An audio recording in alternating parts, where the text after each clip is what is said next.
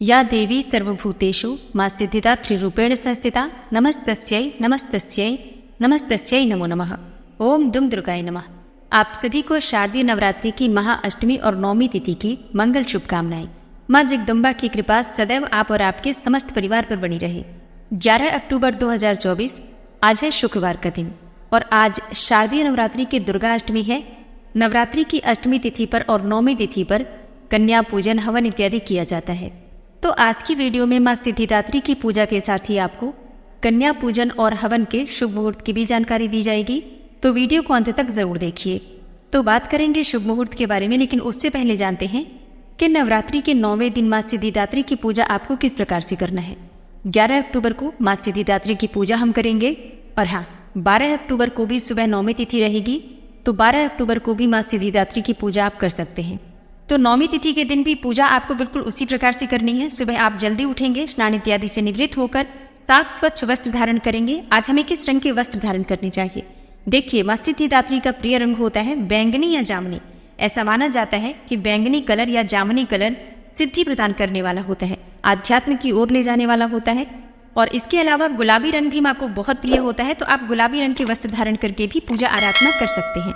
लाल, गुलाबी या फिर आप किसी हल्के रंग के वस्त्र धारण करके पूजा कीजिए। शुभ रंगों का प्रयोग आज कीजिए। आज बहुत शुभ दिन है, मां सिद्धिदात्री का दिन है और संपूर्णता है आज नवरात्रि की, तो शुभ रंगों का प्रयोग करना चाहिए।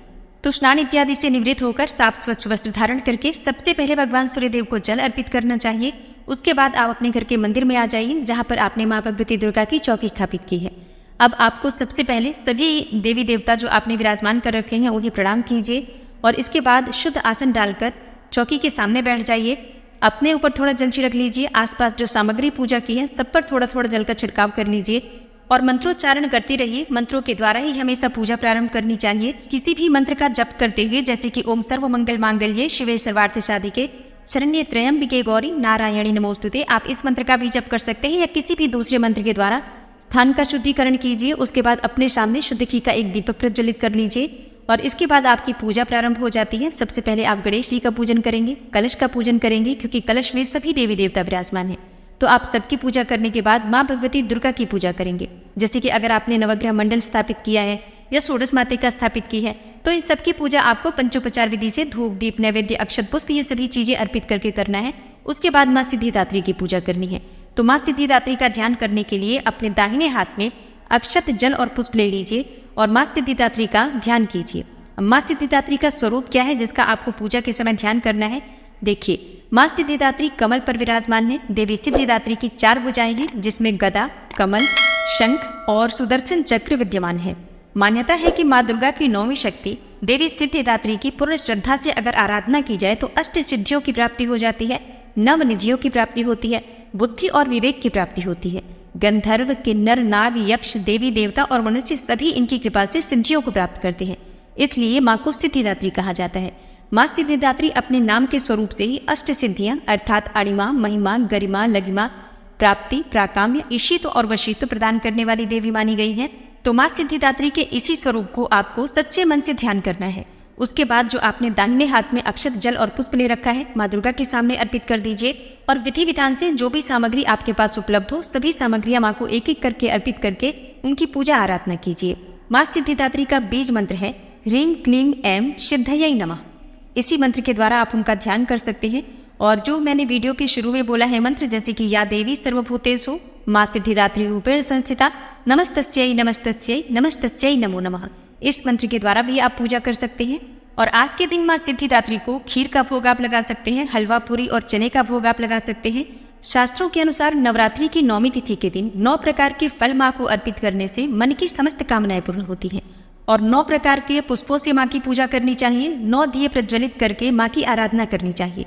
तो बहुत महत्वपूर्ण होती है नवरात्रि की 9वीं तिथि। आज के दिन अगर आप इन उपायों को करते हैं तो निश्चित ही आपको माँ सिद्धिदात्री की कृपा से समस्त प्रकार की कामनाओं के पूर्ण होने का वरदान प्राप्त होता है। और माँ का प्रिय पुष्प है कमल का पुष्प, गुलाब का पुष्प, गुड़हल का पुष्प। इन पुष्पों में से जो भी पुष्प आपके पास उपलब्ध हो माँ को अर्पित कीजिए। अगर आप 9 रंग के पुष्प अर्पित कर पाते हैं तो अत्यंत श्रेष्ठ होगा, नहीं तो जो भी पुष्प आपके पास उपलब्ध हो उसी पुष्प को आप 9 की संख्या में माँ को अर्पित कीजिए। मतलब 9 पुष्प माँ को अर्पित करके उसे प्रार्थना कीजिए, तो निश्चित ही आपकी कामना पूर्ण होती है। और हाँ, पूजा विधि विधान से करने के बाद माँ की आरती कीजिए। लौंग और कपूर से आरती आप कर सकते हैं, या फिर शुद्ध घी के दीपक में भी आप थोड़ा सा कपूर डालकर माँ की आरती कर सकते हैं।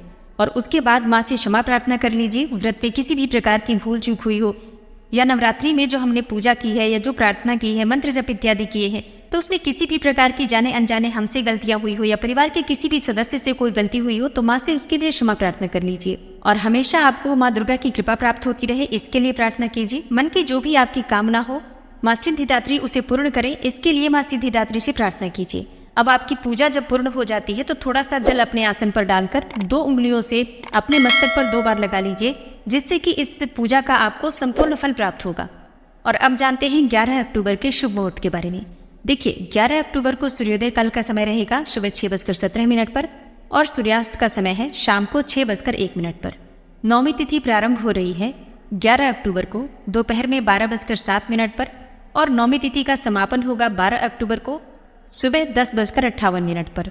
11 अक्टूबर को अभिजीत मुहूर्त का समय रहेगा सुबह 11:52 से दोपहर 12:34 तक, और ब्रह्म मुहूर्त का समय है सुबह 4:07 से सुबह 5:05 तक।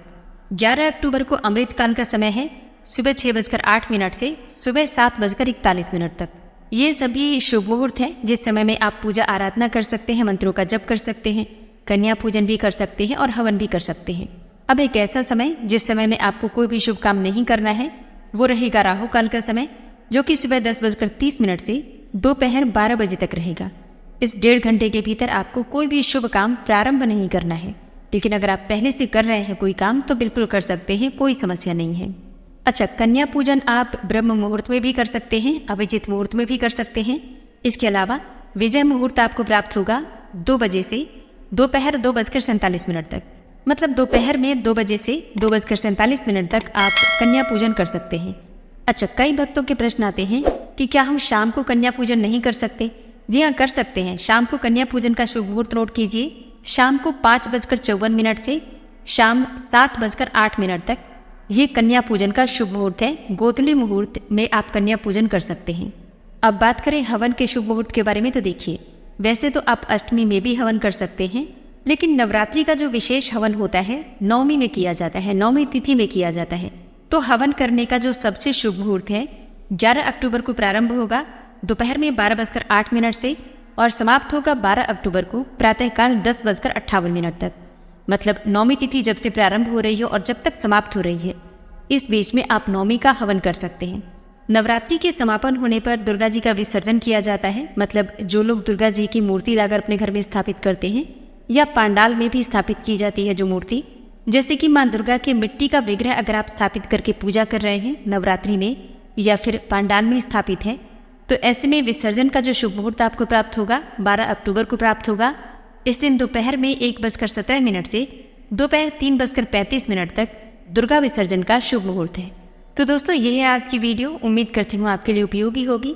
अगर वीडियो पसंद आई हो तो लाइक कीजिए, शेयर कीजिए, और चैनल पर पहली बार आए हैं, अगर अभी तक आपने चैनल को सब्सक्राइब नहीं किया है, तो आज की वीडियो अगर आपको अच्छी लगे तो चैनल को सब्सक्राइब करके बेल आइकन को जरूर प्रेस कर लीजिए।